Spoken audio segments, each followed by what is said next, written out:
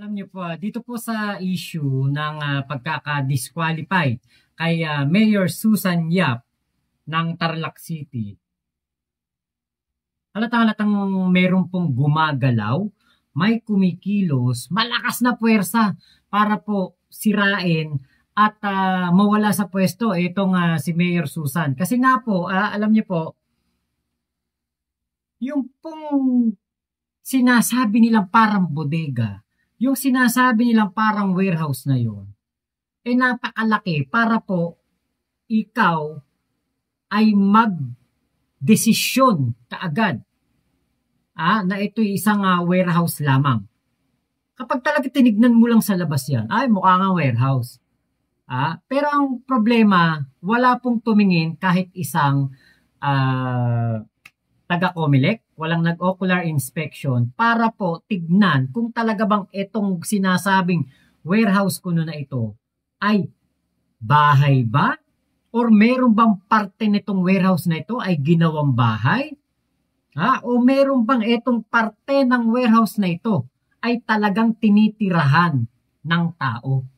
Nako, wala pong nag-ocular inspection, wala pong kahit isa man lang na tingin, nag-inspeksyon doon. Parang alam nyo, meron tayong mga ghost project. Ngayon naman, meron mga ghost COMELEC official. Bakit? Biruin nyo na, desisyonan nila kagad yung issue na ito kay Mayor Susan Yap kahit hindi pa nila nakikita yung mismong bahay o yung sinasabing warehouse na tinitirhan nitong si Mayor Susan Yap.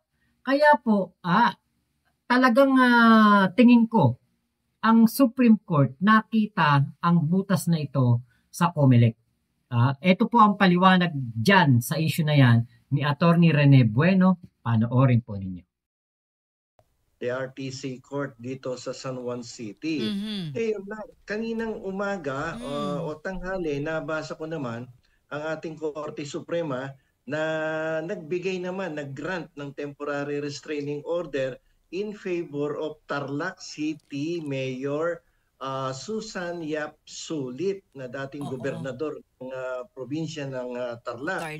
At kumpara dito sa nangyari kay Jinggoy Estrada, kay Jinggoy nag-file siya ng petition for TRO pero decline.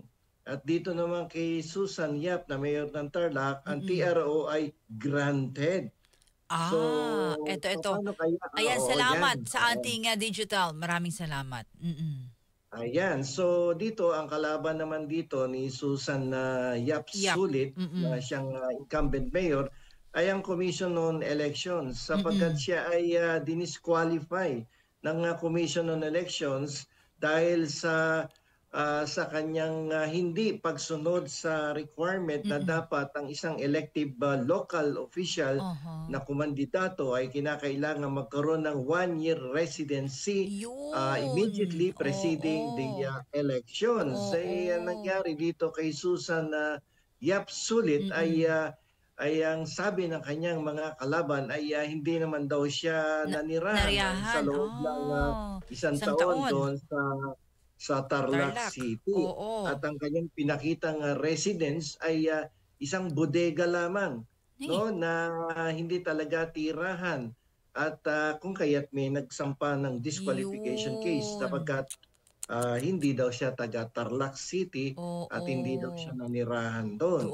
So pero naglabas ng directive ang DILG at ang COMELEC na sabi nga nila na ang desisyon ng Commission on Elections ay immediately executory and final. And so therefore, the DILG issued a memorandum directing the Vice Mayor to immediately succeed the vacant position of the office of the mayor. Kaya itong si Vice Mayor Katie Angeles ay nag-assume ng kanyang position as a mayor the other day. Sumumpa na siya.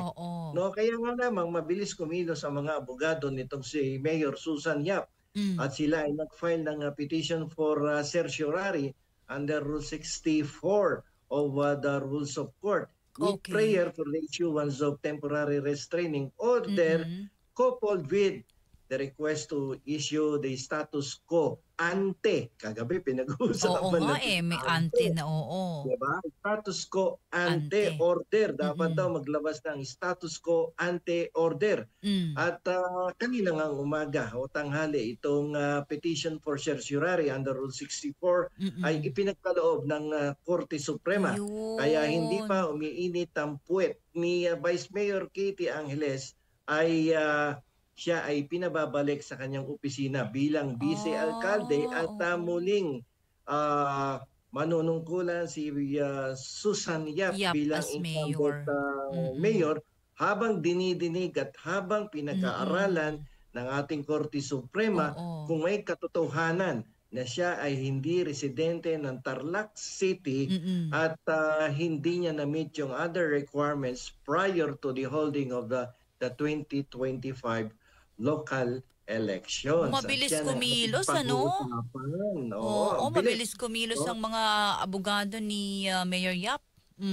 Oo, kung mapapansin mo kagabi, partner, ang ating pinag-uusapan ay ang TRO. Ang sabi natin, ano ba ang primary objective ng TRO? Ang sabi natin kagabi sa kaso ni Jinggoy Estrada, Senator Jinggoy, ay to prevent the future harm. No? Against the complainant or the petitioner, sapagkat the harm that may occur, no, in the very near future will definitely cause irreparable damage to the complainant. So yan yung pinagsina lang natin. Kasi kung babasahin mo mahaba yan, may hilo ka dyan. Baka magka-quiz tayo dyan, attorney. Baka magpapunta tayo sa mental hospital. Naku po. Okay. So ganito. So yun nga ang topic natin kagabi. At ang sabi natin, ang TRO na hinihiling ni Jinggoy Estrada ay valid for 20 days. At ngayon, ikukumpara natin itong TRO na dininay ng RTC San Juan City sa TRO ibinigay naman ng Korte Suprema. No? Na ibigay nga dito kay Mayor Susan Yap. At bakit si Jinggoy ay RTC? Sana doon siya sa Supreme Court. Sabi nung isang kakilala ko, nagsampa ng TRO sapagkat si Mayor Susan Yap dumiretso sa Supreme Court at naaprubahan ng kanyang temporary restraining order with status quo ante order. Ayan, pininiwanag din natin yan. So ano ba ang kaibahan nitong TRO ni Jinggoy at TRO ni Susan Yap? Alam nyo kasi yung TRO ni Jinggoy Estrada ay kakaiba dito kay Susan Yap kasi ang kay Susan Yap ay isinampa ang petisyon diretso sa Korte Suprema sa ilalim ng Rule 64 ng ating Rules of Court na sinasabi na itong dalawang sa Rules of 64 kasi ng Rule 64 ng Rules of Court ay pinapayagan ng dalawang makapangyarihang Constitutional Commission sa ilalim ng ating saligang batas na kung sakasakaling itong dalawang komisyon na to, ito ay ang Commission on Audit at Commission on Elections under Rule 64. Kapag sila ay nagkaroon ng grave abuse of discretion amounting to lack or excess of jurisdiction, the aggrieved party may go directly to the Supreme Court, not the RTC, not the Court of Appeals, not in any lower court, but directly to the Supreme Court because that is what the rules of court suggest when it comes to grave abuse of discretion on the part of the Commission on Elections or the Commission on Audit. So ito ang ginawa ng mga abogado ni Susan Yap. Rumekta sila sa Supreme Court. Suprema. Ang kanilang dahilan, pareho ng dahilan na sinabi ni Jinggoy Estrada sa Regional Trial Court. Anong dahilan? Ang sabi ni Susan Yap ay Supreme Court.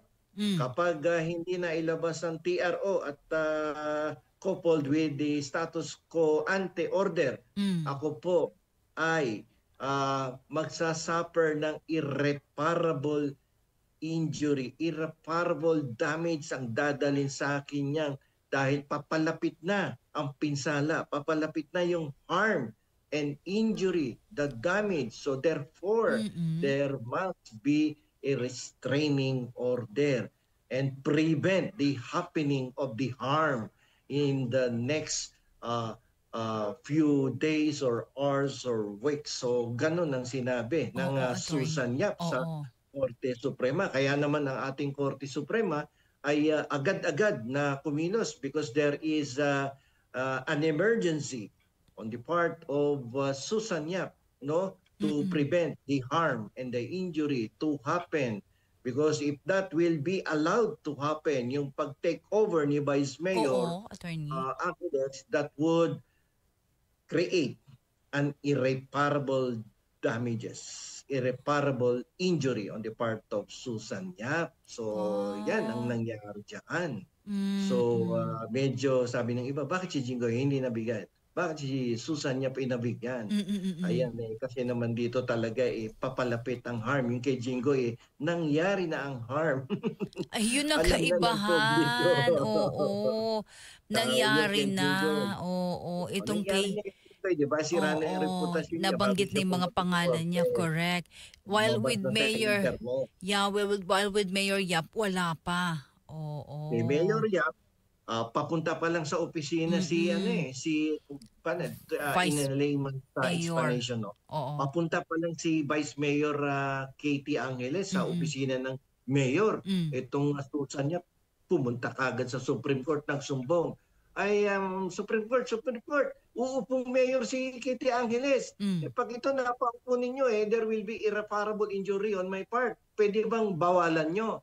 Yun ang TRO, ang ibig sabihin. So binawalan ng Korte Suprema. Oy, Vice Mayor Angeles, kapag ikaw pinahintulutan namin, agad-agad na mag-assume ng posisyon ng mayor. Abay, sabi ni Mayor Yap, magkakaroon daw ng irreparable injury on her part. So in the meantime, sabi ng Korte Suprema, in the meantime, na idinidinig namin at aming re-reviewin ang kasong desisyon ng Commission on Elections, wag ka munang pumunta sa Office of the Mayor, pwede ba? At hayaan mo munang magpatuloy itong si Susan Yap na i-discharge ang kanyang katungkulan bilang alkalde ng Tarlac City. So, diyan ka muna sa tabi mag-Vice Mayor ka muna, wag ka muna mag-Mayor. Re-reviewin muna namin ang disqualification decision ng Commission on election. So, yun ang nangyari dito. Mabilis umaksyon ang Korte Suprema, attorney, partner. Kasi pag ang abogado ay nagsampa ng temporary restraining order, matik yun. Merong immediate, merong emergency that okay. needs to be attended immediately by the court. So kadalasan niya, nasabi ko nga kahapon, kagabi, na kadalasan miski hindi Korte Suprema kahit RTC lang yan ay hindi para mailabas lang kagad yung TRO ex parte naglalabas yan ng TRO, ibig sabihin walang hearing TRO kagad, no? At para maiwasan yung injury or harm on the part of the complainant. Tsaka na tayo mag-hearing, no? Before the end of the 20 days period. Ano sabi ni Jopet dyan? Ano sabi ni Jopet?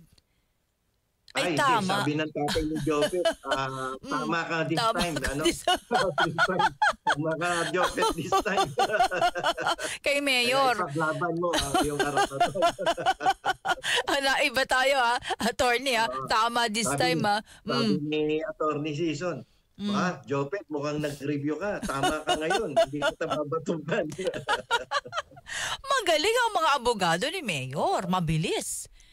Mabilis na So, naagapan nila yung injury na sinasabi sa paglalabas ng temporary restraining order. Ang kagandahan dito sa kaso ni Mayor Yap, yung TRO niya at saka yung status quo ante order ay magtatagal, no? Habang dinidinig pa at nire-review pa ng Korte Suprema ang kaso. Hindi to 20 days validity lang, nakatulad doon kay Jinggoy. Yung kay Jinggoy, kung sakaling nailabas yun in his favor, 20 days lang ang validity. But dito kay Susan Yap, hanggang dinidinig Dinig, at oo. hanggang hindi lifted yan ng Supreme Court, Dyan siya. andyan si Oo. Mayor Yap at ikaw Vice Mayor, hindi ka pwedeng umupo Umupo. as Mayor. At Mm-mm. yung anti-order na yan, status quo anti-order ay Oo. manatiling epektibo hanggat hindi pa kami tapos mag-usap-usap Pero dito sa Korte Suprema. gaano katagal yun sa palagay mo, attorney? Ang Depende yan sa Korte Suprema dahil Oo. magkakaroon dyan ng review Mm-mm. of the case. Like for instance, ganito. Ang pinaka-core issue diyan sa kaso ni Susan Yap ay yung word na domicile, no? As Aha. compared with the word residency. Mm. So dito, definitely ang sasabihin ng Korte Suprema dito sa COMELEC, Mm. no, kung sakaling papaboran itong si Mayor Susan Yap, Mm-mm. sasabihin ng Korte Suprema dito. O kaya kay Jopet na lang, wag na kay COMELEC pa magalit si Chairman Garcia. Kay Jopet na lang. Sasabihin na lang kay Jopet, o Jopet, tama yung sasabihin na lang, Jopet, mali yung definition mo ng domicile as compared with the term residency, or mali yung iyong distinction doon sa domicile at residency. Kasi when we speak of domicile, it refers to the actual physical residence of Mayor Yap, and then the intention to return, no, just in case umalis siya doon sa kanyang bahay sa Tarlac City.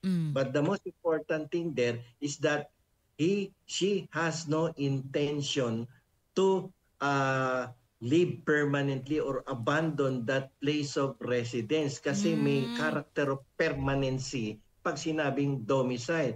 At kung tumira man siya sa ibang lugar in the past during the time when she was elected as governor or congresswoman of the province of Tarlac, no, she has already abandoned yung previous residency niya at nag-decide na siya na tumira talaga permanently, actually, physically, doon sa Tarlac City, na kung saan siya ngayon ay incumbent mayor.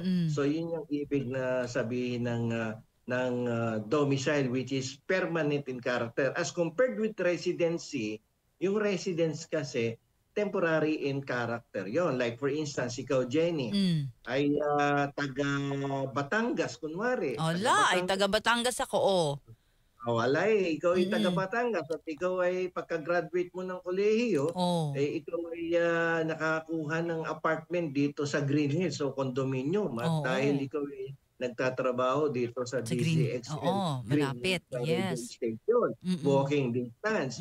So ibig sabihin, ang residence mo ay yung Green Hills at ang iyong domicile ay ang Batangas, sapagkat there is still an intention on your part to return to Batangas, no, after your contract with DCXL, assuming you have the contract, or there is no intention on your part to abandon Batangas as your permanent home.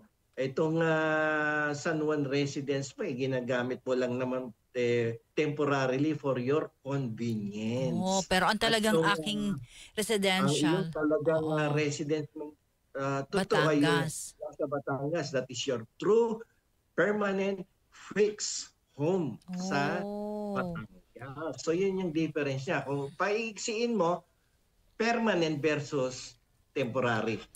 Kaya pala pag pumipirma tayo ng mga forms, no, where is your permanent address? Yun, it refers to domicile. Bawa, nagrenta ako sa bahay na ganito for the meantime kasi ganito. Pero meron talaga akong residential permanent address. Yun ang sinasabi. Pag purposes of election law, domicile, napaka-importante niya pag nag-file ka ng candidacy. Hindi naman niya pala ina-abandon yung kanyang Yung sabi kasi ng mga patanggal sa kanya, gusto matanggal siyang mayor, yung bahay niyan, parang bodega na kasi walang tumitira. Wala naman nakatira.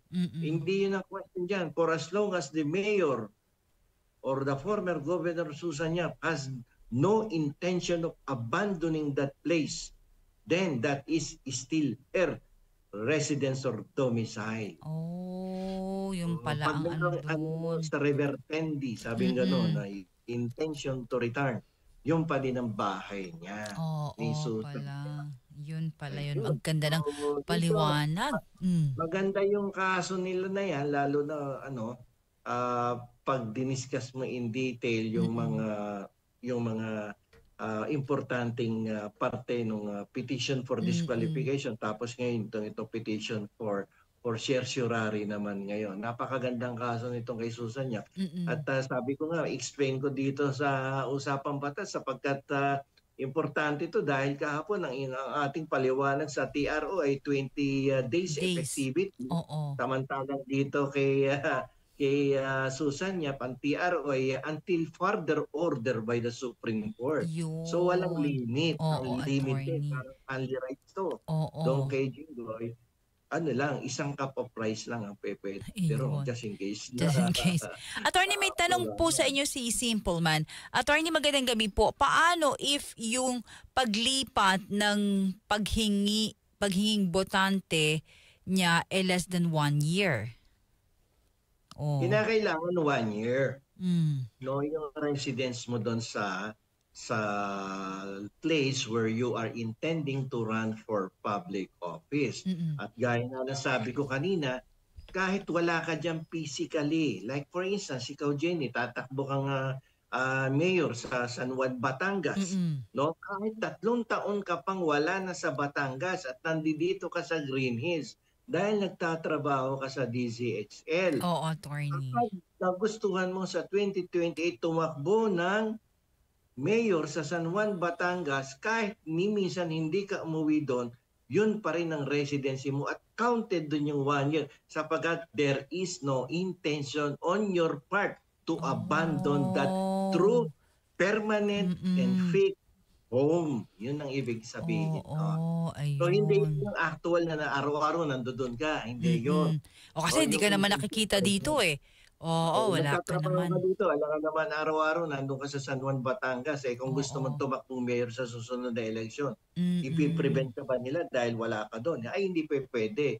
Ang pinag-uusapan dito, yung domiciliary principle. Yan. Diba? Kita nyo, only in the Philippines netong mga nakaraang linggo, binabayaran po ang mga proyekto kahit hindi ito natapos, hindi nagawa, o hindi man lang nasimulan. Only in the Philippines yan. Nakakasingil ang mga kontraktor. At only in the Philippines din na ang mga politiko, ang matataas na opisyal pa ng gobyerno, tumatanggap po ng kickback sa kanilang mismong pinropose o sila ang proponent ng proyekto. Maniningil. Ang galing, di ba? Only in the Philippines. Ngayon naman po, only in the Philippines, na ang isang mayor po na ibinoto ng taong bayan, ibinoto ng mga Tarlakenyo, tinatanggalan po ngayon ng mandato bilang isang mayor dahil po sa sariling kapabayaan tingin ko ng COMELEC. Bakit? Nagdesisyon sila na si Mayor Susan Yap ay hindi dapat maging mayor dahil meron itong issue na hindi masagot. Yung bang kanyang sinasabing address na merong nakatayong warehouse, ito ba ay talagang kanyang bahay o hindi? Hindi po nasagot daw ni Mayor Susan Yap yung issue na yan. Sus Mariosep. Napakadali lang intindihin Napakadali lang po itong sumahin. Ang isang tao, sabi ko nga sa aking live stream, ang isang tao, kahit siya nakatira sa ilalim ng tulay, wala yang sariling bahay, wala siyang istruktura na masasabing sarili niyang bahay. Pero kapag yan, pumunta sa barangay, sa nasasakupang tulay na kanyang inuuwian, squatter siya. Pag sinabi niya, doon po ako nakatira sa ilalim ng tulay, bibigyan po yan ng certificate na siya'y taga doon mismo sa lugar na yun. Kahit na pulubi, nakatira sa barong-barong, nakatira squatter, hindi niya sariling bahay yun, hindi niya sariling lupa yun, bigla na lang siya nagtayo dyan ng isang lugar, ng isang pwesto na matutulugan niya, matitirahan niya. Kapag yan nagpunta ng barangay, bibigyan po yan ng certificate of, yung tawag dito, certificate of, nakalimutan ko. Certificate of residency o kaya sedula. Bibigyan po yan. Kahit squatter yan. Tapos ito, naturingang bahay ni Mayor Susan Yap na mukha lang warehouse. Dinesisyonan na po agad ng COMELEC na hindi daw po taga doon etong si Mayor Susan Yap. Paano nila nalaman na hindi ito taga doon? Kung hindi nila pinuntahan yung lugar at tinignan kung meron bang nakatira talagang Susan Yap doon, meron ba talagang kwarto doon o bahay o kahit ano man lang na pwedeng tirhan ng isang tao. Diba dapat tinignan nila? Pero only in the Philippines, na-desisyonan po kagad nila, hindi dyan niya nakatira. Kahit hindi po, dinadalaw man lang o ini-inspeksyon yung lugar. Eto maliwanag dito, meron pong gustong sumira kay Mayor Susan Yap, meron pong gustong tanggalin siya sa pwesto, na tingin ko makapangyarihan. At talagang etong taong to ay may kapit sa COMELEC. Dahil biruin mo elected mayor ng Tarlac City, nagawa niyang ipa-disqualify. Ang balita ko, etong gustong magpatanggal kay Mayor Susan Yap, may flood control project. Baka kaya po, gustong mawala sa pwesto si Mayor Susan Yap, baka nga naman mabuking sila na ang kanilang flood control project, kung hindi substandard, baka goes. At ang nakikita nilang solusyon o balakid para hindi sila mabuking at hindi po malaman ng mga taga-Tarlac na sila'y mga kurakot, ang mawala sa pwesto si Mayor Susan Yap. Nako, malaking malaking issue talaga to at dapat nating bantayan dahil po si Mayor Susan Yap po ay nakakuha po ng TRO mula po sa Supreme Court. At ating pong naisip-isip talaga sa ating pagre-research, may mali dito ang COMELEC.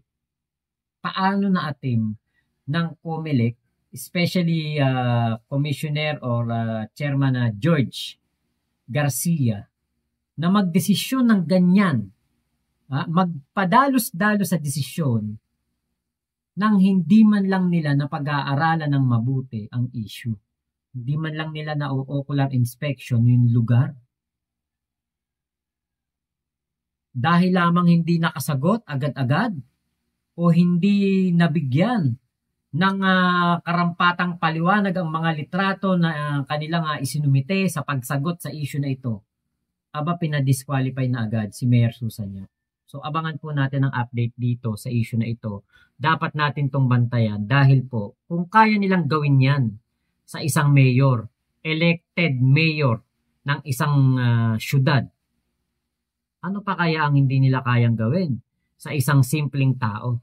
Kaya dapat po natin tong bantayan at tignan natin kung sino ang talagang culprit o tao na nasa likod po ng katarantaduhan na ito na ginawa laban kay Mayor Susan Yap. So yun lamang po, maraming salamat sa pagsama nyo sa vlog ko na ito. Ingat po kayo, nasa mang panig kayo ng mundo, sana po masupport ninyo DZXL Usapang Batas with Attorney Bueno at si Ma'am Jenny Pahilanga. Ayan, shoutout po sa kanila, mga magagaling na broadcaster at itong si Attorney Rene Bueno, napakaliwanag magpaliwanag Yan po ang aking nagustuhan kay Attorney Rene Bueno. Salamat po sa inyong video na aking na-reactionan. Ingat po kayo. Nasa mang panig kayo ng mundo. Momo Chup Chup.